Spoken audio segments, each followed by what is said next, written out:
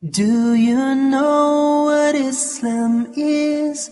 It's a way of life for all. It is taught in the Quran for big and small. A way of life, a way of life, a way of life, a way of life. Islam is a way of life, a complete way.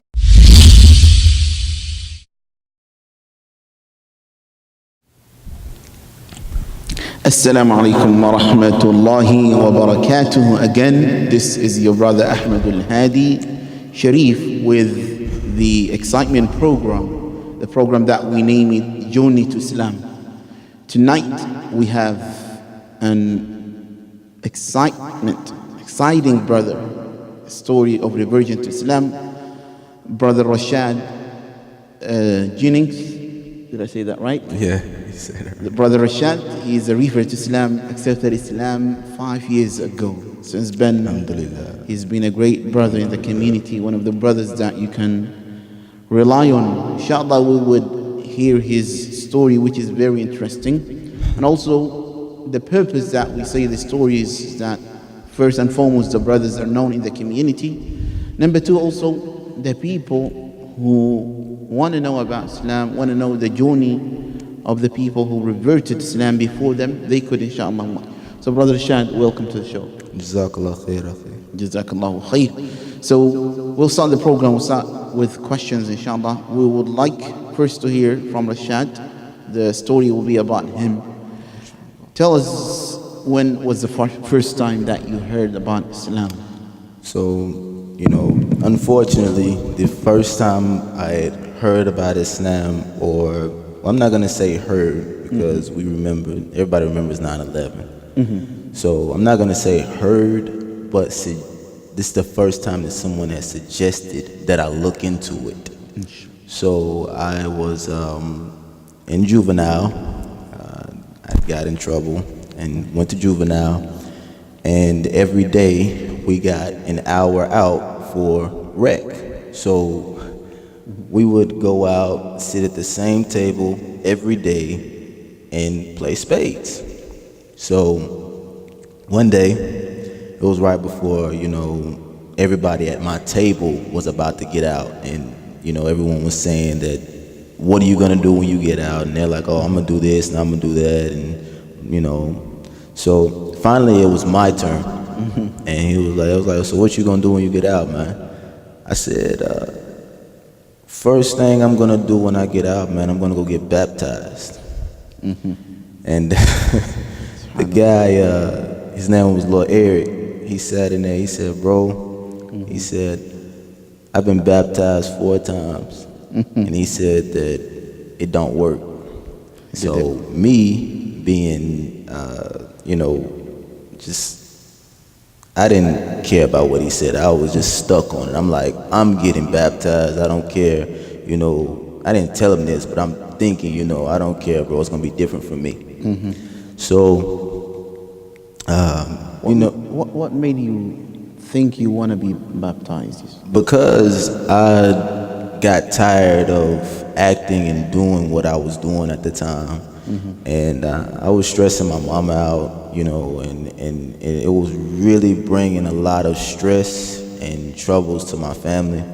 Then on top of that, I got to thinking, after this whole phase is over with of me out here doing this and doing that, I'm not going to go into too much detail, but I was bad. I was a pretty bad person. But what are you going to do after that? How long do you think you're going to be able to do this without being killed or in prison, So I started trying to look for God, So in that conversation, somebody raised about Islam? Yeah, he had told me, he was like, but one thing that I have seen is that he specifically said that Muslim stuff. I said, you talking about Islam, bro? He was like, yeah, man. I was like, I don't know about that. He was like, well, the only reason why I won't convert is because it's too many rules for me. In Islam. This is what he said. He said, it's too many rules for me. He said, but I respect it. So, we ended up going back to our cell, and I had just brushed off what he had said. So I'll go back and I'm reading my Bible, and there's some stuff in there that no disrespect to anyone, but there were some things that I had a problem with, that was conflicting, and we'll go that in a later. Okay. So Inshallah. we want you. We know you're Rashad now. We know Rashad Abdul Khaliq have a beautiful child. We know him now. So we want to know Rashad before Islam. What was his like? His life looked like. Lots of violence and fights and juvenile and drugs. A lot of hurt.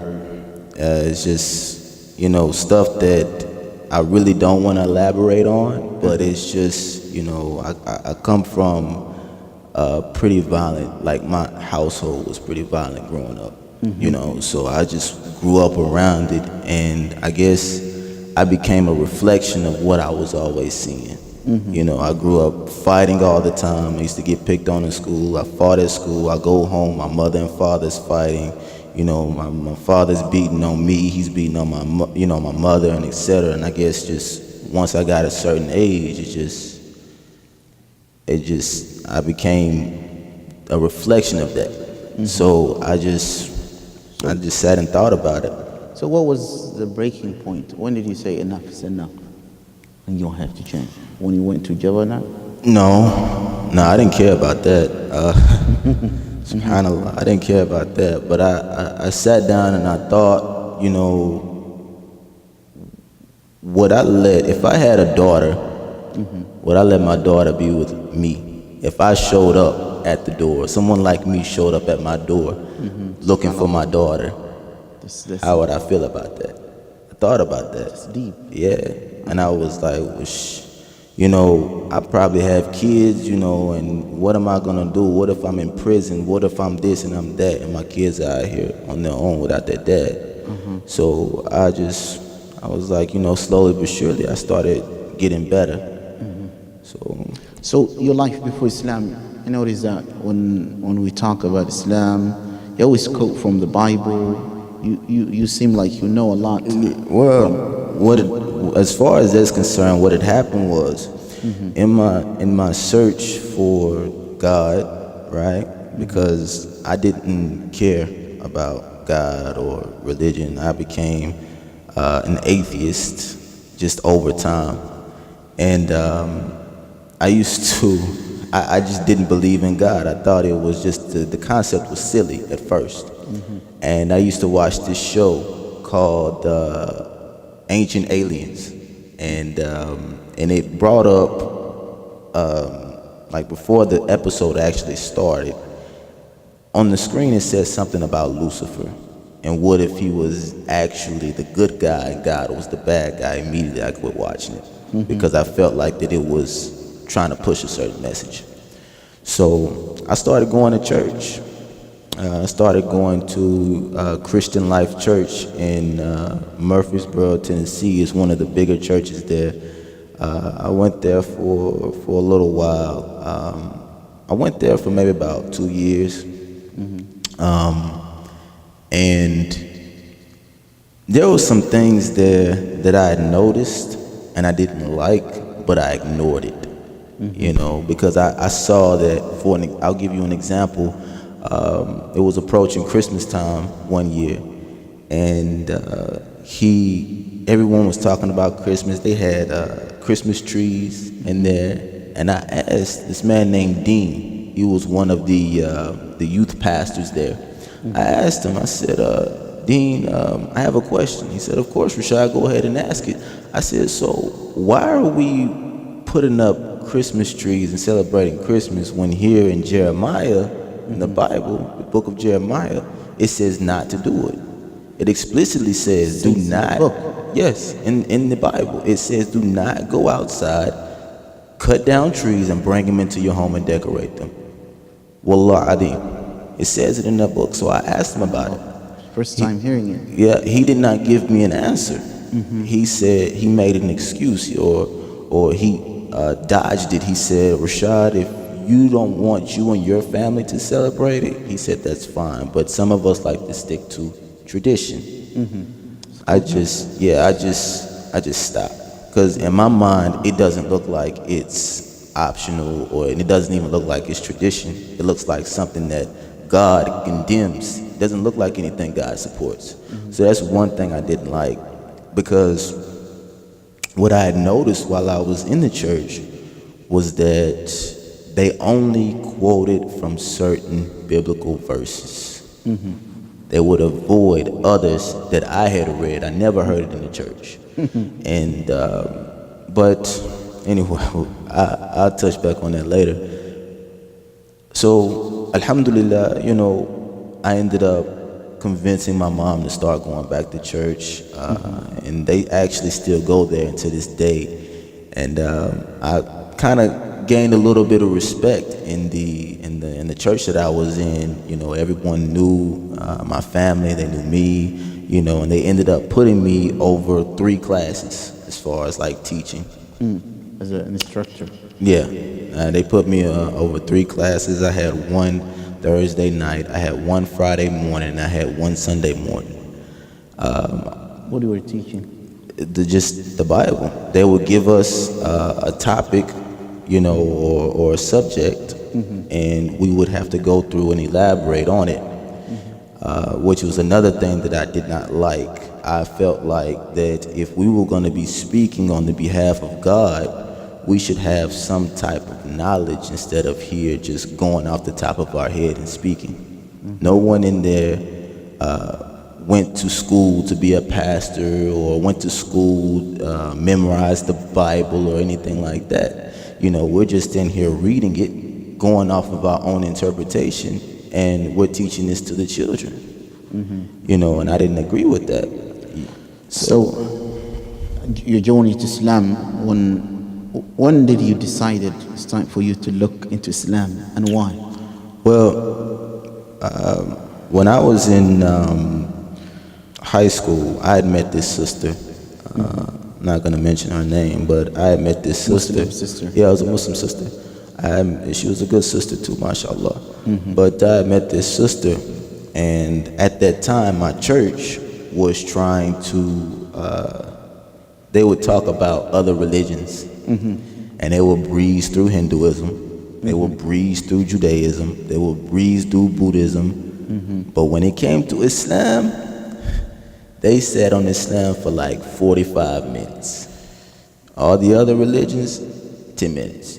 10 minutes here, 10 minutes there, sometimes 5 minutes on that subject. But when it came to Islam, it was almost a whole hour. They would take verses from the Quran, right?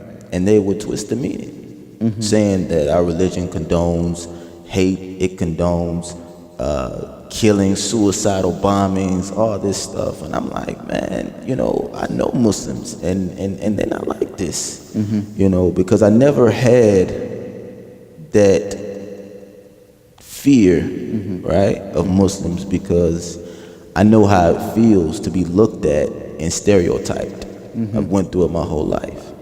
So I didn't have that feeling about them, but there was this sister, man, she was in one of my math classes when I was a senior, right before I graduated, because it was the second semester. And she was very nice. The sister? Yeah, the sister was. She was like, as far as character, very good sister as far as character. And I don't know if you have ever heard of the whole thing, well, if Muhammad is better than Jesus, then why is he mentioned in the Quran more than Muhammad sallallahu alaihi wasallam? And I tried to use that on her, trying to convert her. And you're doing your da'wah. I tried to use that on her, and it shocked me what she said. She said that, yeah, I know. We actually believe that we will follow Jesus when the Antichrist comes. Threw me off. I said, what? You guys. You guys believe in Jesus, you know, because the way that the church presented it was that we absolutely hate, like the Muslims hated Jesus, alayhi salatu wasalam. It was like as if we hated him, or it was Muhammad sallallahu alaihi wasallam versus Isa ibn Maryam alayhi salam. And I came to find out that that wasn't the case. So they made it as it's a fight, battle between Pretty Isa much. and Jesus, As if they were rivals.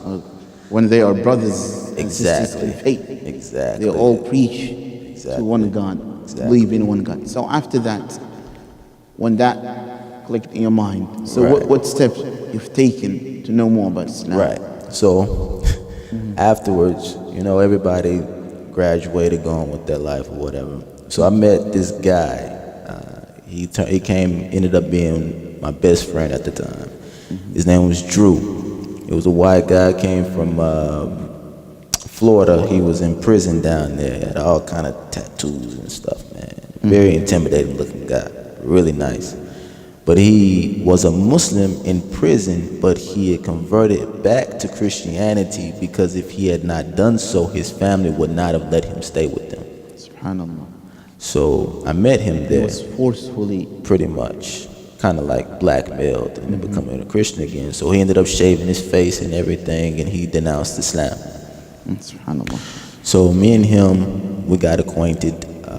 We started working together, and he used to tell me he gave me more information about Islam. He read. As a da'wah, yeah. he believed Islam. He believed it, but he hid it.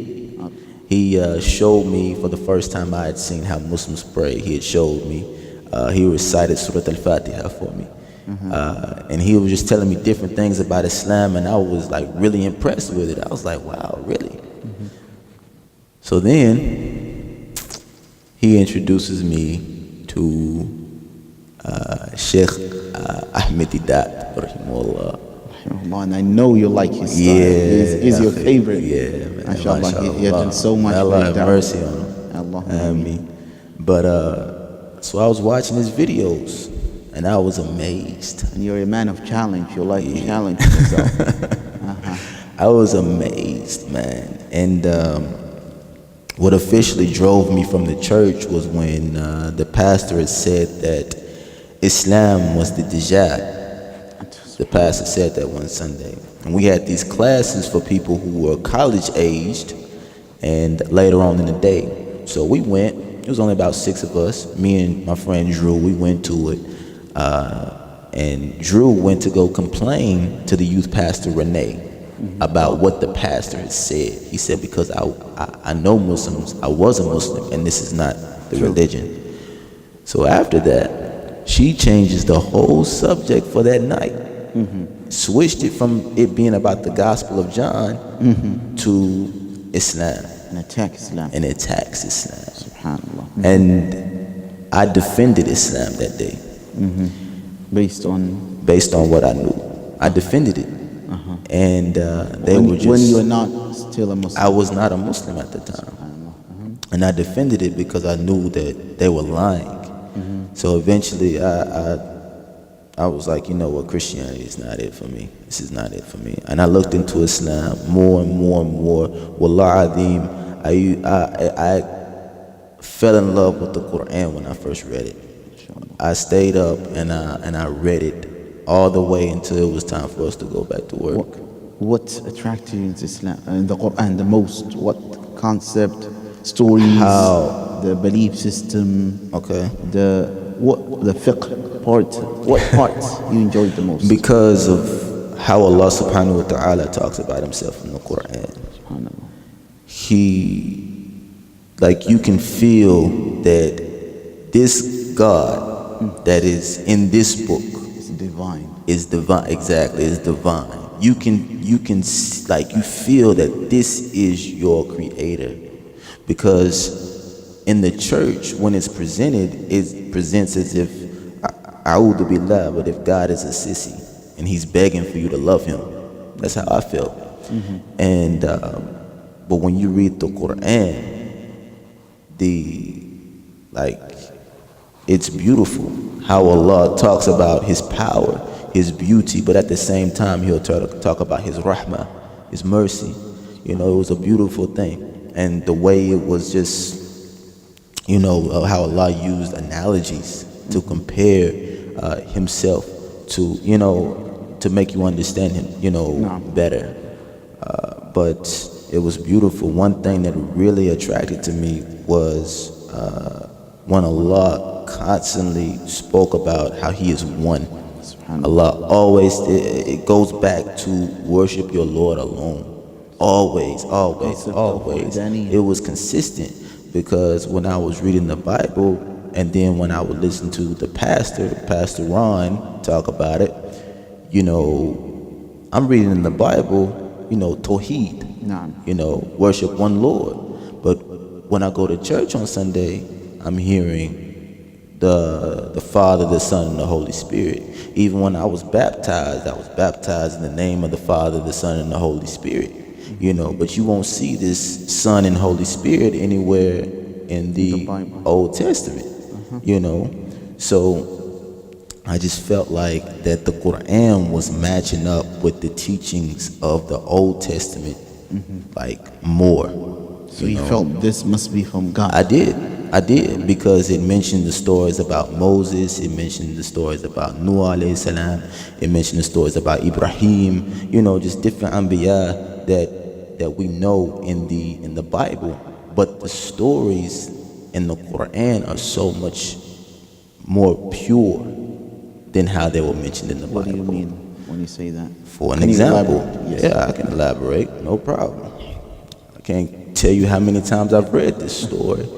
When talking about Noah alayhi salam. Noah. Yeah, he said that he was a shameless drunkard, and he would get drunk all the time. In the Bible. In the Bible. And a'udhu billah. And his son walked in on him while he was naked and drinking. A'udhu billah, subhanallah. While he was, you know, and he put a curse on his son just because he saw him naked and drinking. Like this is subhanallah. It just didn't make sense to me. Or Lut alayhi salam, Lot. He was intimate with his two daughters, committed incest with his two daughters according to the Bible. Subhanallah. When you came to Quran, what did you find about those prophets? I found that these people were pure people. These people were an actual beacon for their people to follow. An example. They were role models, you know, as opposed to when I read it in the Bible. And I'm not being biased. I'm looking at this from just your average secular person. When I was reading this, I'm thinking to myself, how can we follow these people when the crimes that they've committed is stuff that I haven't even done? You know, they're worse than me. Subhanallah. How am I supposed to follow that? Follow them, subhanallah. All these prophets in the Quran are being praised in numerous places. These were, you know, in order the person to be believed, you have to have a clear record. You have to be known for your honesty and truthfulness. If you're known as a drunk, as a murderer, as a killer, if you're known in that, tomorrow you cannot go to the people and tell them, I am from God. Exactly. Hey, wait a minute. Exactly. You know, so those things triggered you. Yeah, it bothered me. That's what made me want to look elsewhere. Like, period. Just the stuff that I was reading. The church contradicted the Bible. The Bible contradicted itself. So I didn't want, and it contradicted science as well. So I was just, little by little, I was just getting turned off from it. So when did you make your final decision? You gotta be a Muslim in America this time. Alhamdulillah. I had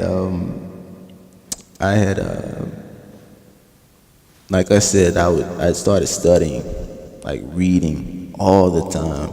You know, I would get up in the morning, go to work, come home, go into the house, you know, go in my room, and I would immediately open up the Quran.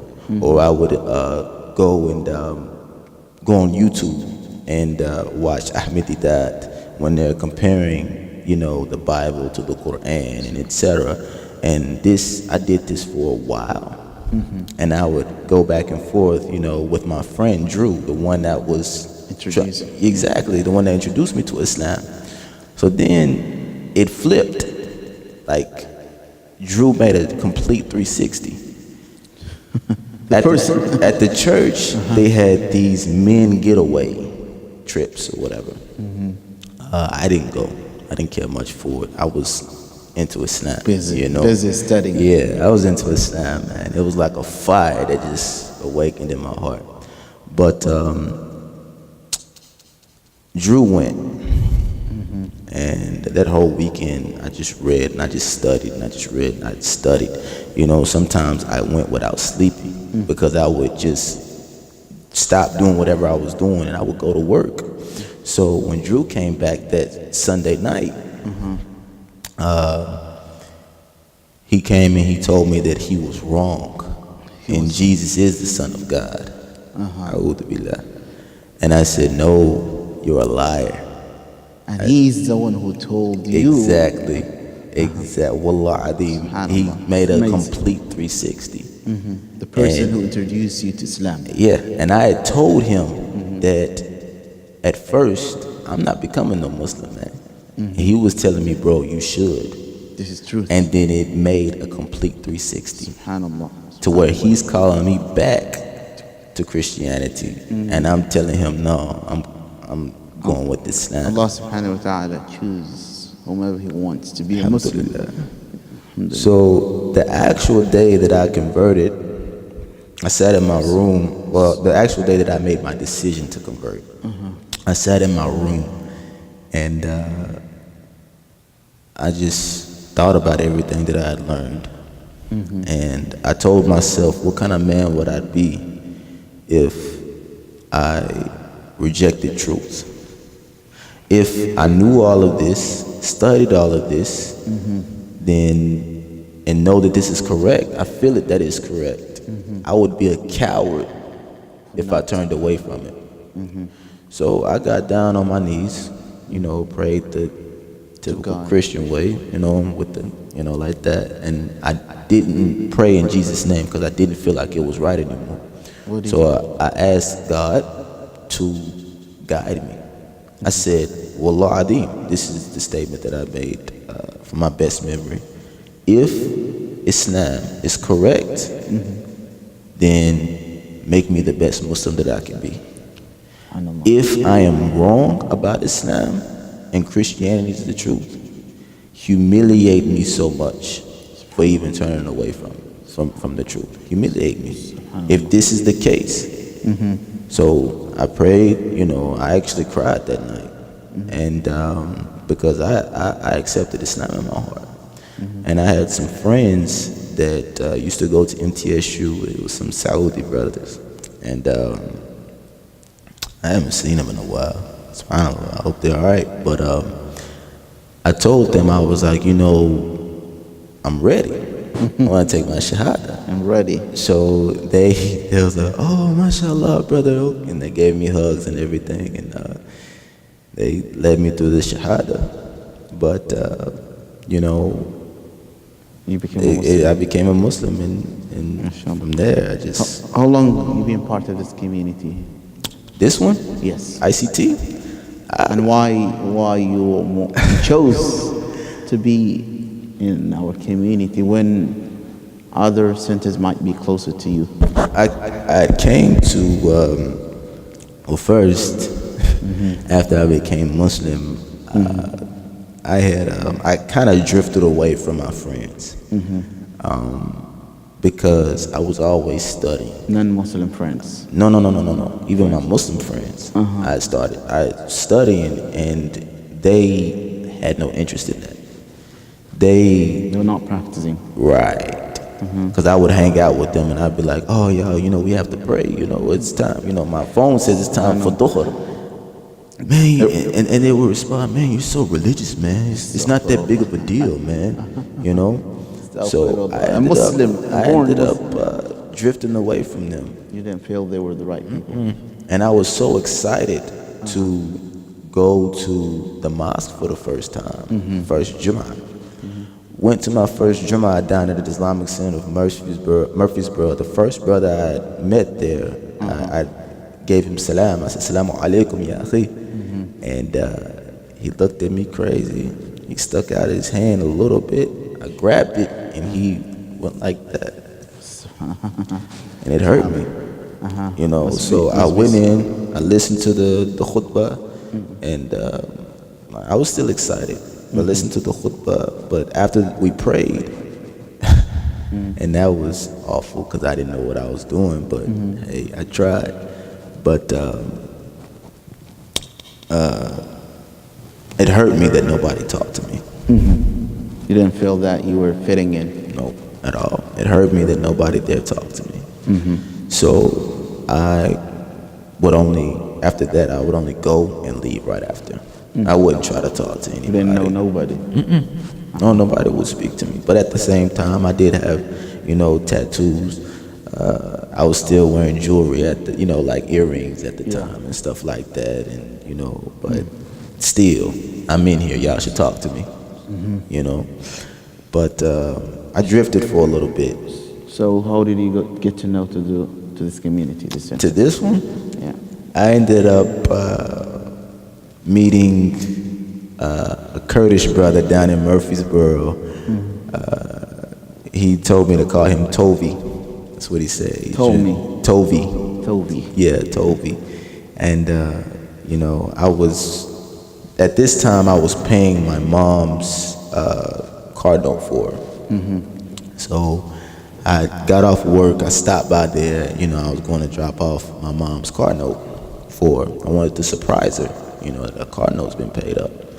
And he was like, you know, I've never seen you before, who are you? I said, oh, my name is Rashad. He was like, oh, Rashad, oh, he was like, oh, you have a Muslim name. I was like, I am Muslim. He was like, oh, wow. And he was like, you know, who are you making a payment for? I said, Rosa. He was like, Rosa's your mother. And he was like, how did you come to Islam? I said, you know, I converted, you know. And he became a close friend of mine. I used to go and I would sit with him and I would ask him questions. About Islam? Yeah, and a lot of them he didn't know. But still, it was a Muslim in Murfreesboro for me to talk to. And that's all I cared about, is that I had another Muslim to talk to. And so I ended up going there one day to pay my mom's car note, and I met this brother, Peshwa, which was his son. And That's Peshwa's father? Yeah, that was Peshwa's father. I mean, yeah, Tovi's Peshwa's father, yeah. And he told me, he was like, bro, you gotta come to ICT, man. I said, what is ICT? He said, it's a masjid, but it's in Antioch. I said, I don't know about that. I don't know if I like it. It was like, you gotta meet Jabril, you gotta meet Jabril. Like, all right, bro, cool. You know, so we end up coming up here, and during the class, because you remember Jabril back then had those classes. So we ended up coming, I followed him up here, and we went to the class, and I walked in, I thought this place was beautiful. I thought it was amazing. And by the qadr of Allah, it just so happened that Bilal gave the adhan. And that was the first time I had heard the adhan called like that. Beautiful. But ever since then, I was coming here. Since then, man. We're glad to have you. One of the best of the brothers that we have in the community. So to save the time, I want you to compare your life before Islam and after Islam. Before Islam, I felt that I had like a void that could not be filled. It was almost as if that I was looking for something, but I couldn't find it. I tried music, because I did have a little point in my time where I rapped, but I tried music, I tried drugs, you know, just different outlets, and it didn't work out. you know. And the moment I found Islam, it filled it. Wallahi, it filled it. Your heart. Because I don't know what Islam does to you, Subhanallah, but it's from Allah. it's beautiful how once you recognize your Lord in absolute monotheism, it's an unexplainable feeling. So it's just, I feel a lot better about myself. I feel like the anger that I used to carry around with me is no longer there. You know, I was satisfied, happy with myself, and content with what was around me. So I might see something bad or see something I don't like, but I just, alhamdulillah. You know, as opposed to when, as a non-Muslim, you know, the littlest stuff could set me off, you know, and just make me upset or whatever. So I've seen a big difference in my life since Islam. I've seen a huge difference. Huge difference. So did you change after you became a Muslim? Usually a lot of non-Muslims, they think that once you accepted Islam, you taking a different culture, you're becoming an error, you're becoming somebody else, betrayal. I still see you dressing the same, looking the same. Yeah, for the most part. Absolutely not.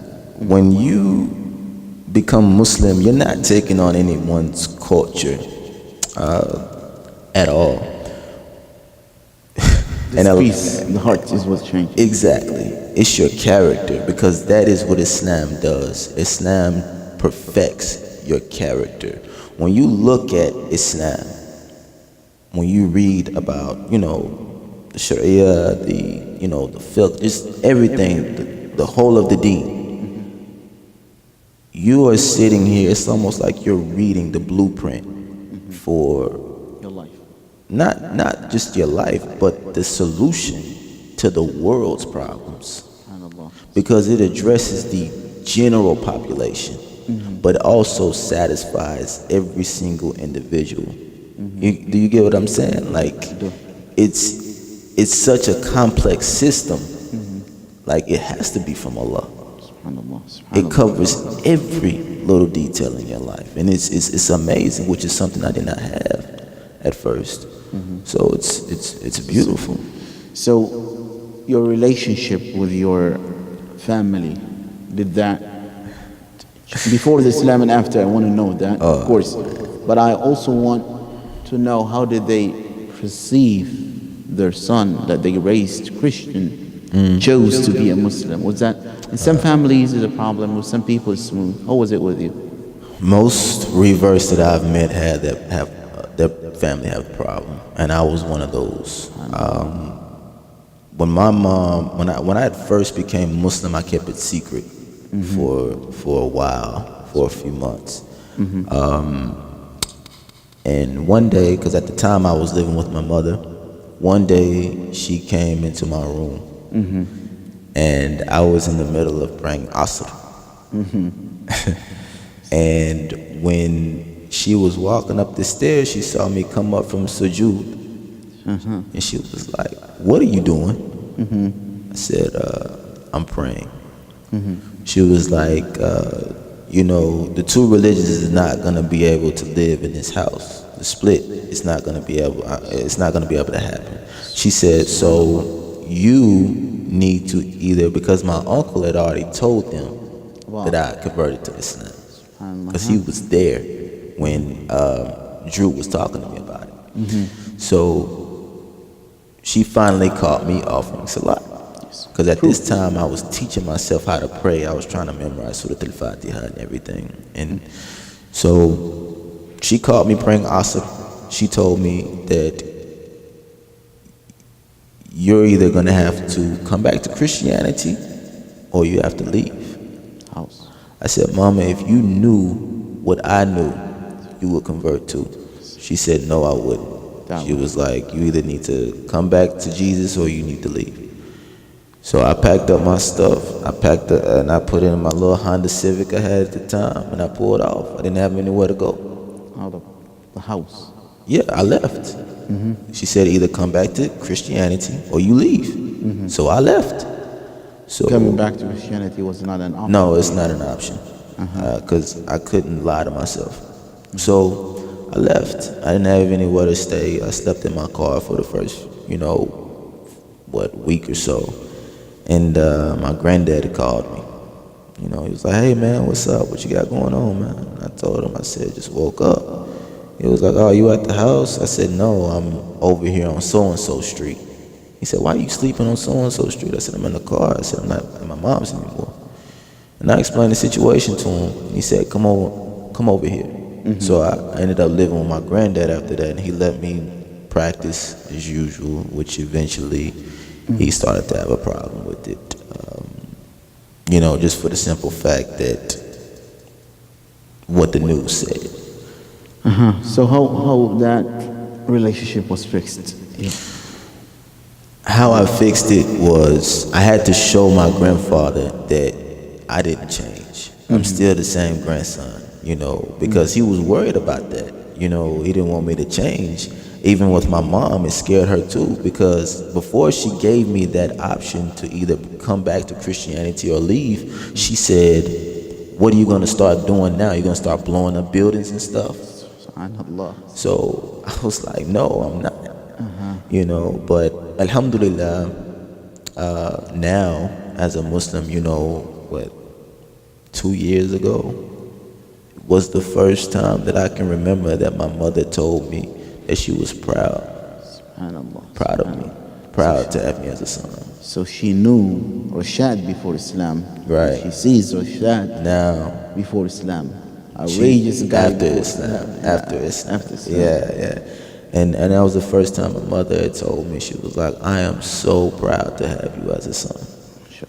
And That's very beautiful. it feels good that my mom, goes to work or is hanging around this person or that person, and she was like, "I don't have to worry about that type of stuff with my son." And so it's just, she brags about me now. Alhamdulillah. So It's a blessing. That's so great. So you converted to Islam. You left a religion that you used to adapt in the past. Probably you had family problems. Do you think that the Muslims, the community in general, we give a fair or enough attention to the reverts? I mean, I know when you accept Islam, we line up for you, we bombard you with a lot of hugs and all of that. But do you think that there's some things need to get done for the community? And what's yours? Because, one thing that I think the immigrant Muslims need to learn or see is that when we become Muslim, 9 times out of 10, that revert has been disowned by his family. So really, all we have after that, after the Shahada, and our family finds out, all we have left is you guys. This is what we have, because we don't have anything else. And I honestly think that's why a lot of brothers fall off in the deen, or why they leave the deen completely, because of that. They have no support system in a lot of communities. They have no support system. They don't have someone to go talk to or to help them, and so on and so forth. And subhanallah, like, it's just, and also like Eid.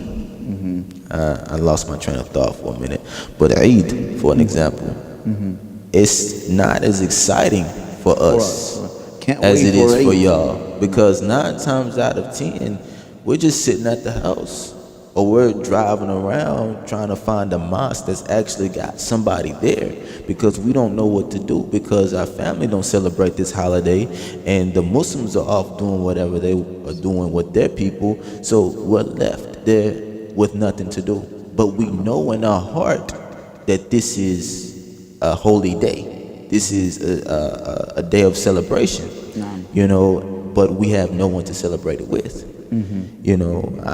All of my Eids, all of them, except for this past year. No, I'm not gonna say that. Except for the year before last, 2016. Ever since 2016, prior to 2016, my Eids were spent by myself for the most part. Just come pray in the masjid, nothing exactly, to do. and it bothered me because I had nothing to do, because I wanted to celebrate. I was excited about this day, especially after Ramadan. Right. You know, especially after Ramadan. You know, it was lonely. Yep. So that's one thing that we really need, is that someone or a group of people step up, and when someone becomes Muslim, show them the ropes, but don't judge them. You know, that's another problem that I see in the Muslims in general, not even immigrant, not even born Muslims.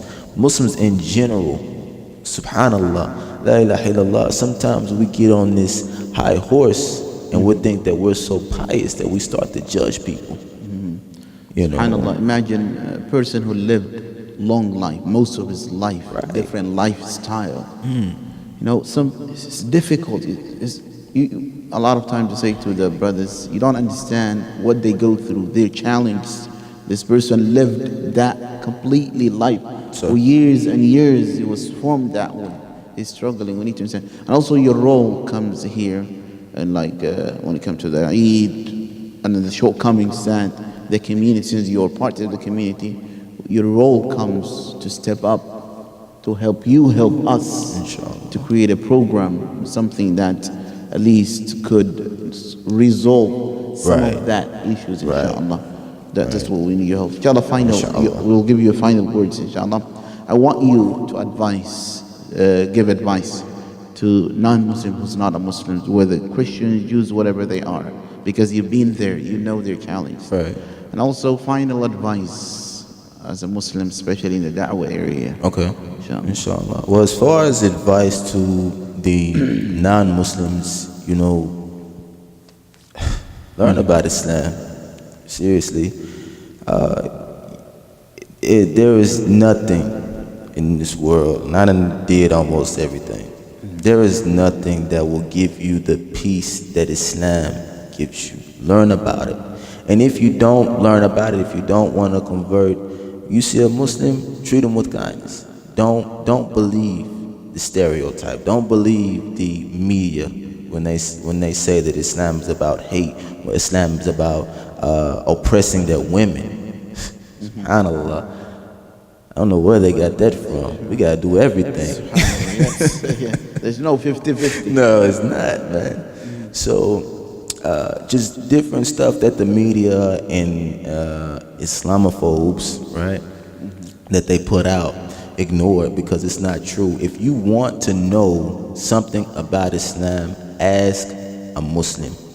Ask someone who lives the Islamic lifestyle. Don't go and ask someone who lives just like you about Islam. They don't know, you know? So that's pretty much my advice, but I highly encourage anybody to look into Islam. Go into your local masjid and ask questions. Please, if you're in this area, Tennessee, wallahi, I swear, come here. Seriously, I would love to sit down, or Imam would sit down. Anybody in here would sit down and answer any questions you have. And the doors of the masajid are open. Always. Anytime you have questions about Islam, you want to know more about Islam, come, stop by. Stop by, it should be open. What's your address? What would you address to the Muslims? The Muslims? To the community. I know, but go easy on them. First and foremost, you know, to the brothers and sisters is, you know, ittaqullah, fear Allah. Secondly, as far as when it comes to da'wah, don't compromise the deen. I've seen in so many situations to where, you know, Muslims will lie or will water something down when it's not that. Because I can tell you, as a person who converted to Islam, if someone would have gave me a watered down version of Islam, I wouldn't have accepted it. Are you serious? I am serious. I wouldn't have accepted it. If you would have told me that, oh yeah, Muslims, we celebrate Christmas too, I would have been like, what? I thought the person would be excited. No, not me. I wasn't. And most of the brothers that revert brothers that I've met, they were like, if they would have came and gave dawah to me like they do some of these people out here, I wouldn't have accepted Islam. Because it looks like hypocrisy. It looks fake, because you're trying to convince these people that they didn't read so and so verse in the Quran or so and so hadith. Instead of trying to convince them that that's not what they read, elaborate on the ayah or elaborate on the hadith. And if you can't, come, like for an example, Imam Ahmed, come and ask him, So don't do that. That's turning people away. I'm gonna go ahead and tell you that now. Stop lying, sugarcoating. Stop it, because it doesn't work. Everything about Islam also is beautiful, nothing to Exactly. There's no reason to water it down. It's beautiful. Islam is moderate by itself. It doesn't need any type of alterations, or you don't need to fix it up a little bit to make it look a certain way. It's already beautiful, So, Jazakallahu khair, Brother Rashad Abdul Khaliq, for your time, for your effort. And we're so grateful to Allah subhanahu wa ta'ala first, and to you too for being part of our community, for being there, part of us, inshallah. We always have shortcomings, the Muslim community. We always need your help and support to help you, to help the people who had the same background as yours. Your story was very beautiful, inshallah. And final, inshallah, subhanakallahumma bihamdik, nashhadu an la ilaha illa anta, nastaghfiruka wa natubu ilayk, wa jazakallahu khayra, wassalamu alaykum wa rahmatullahi wa barakatuh.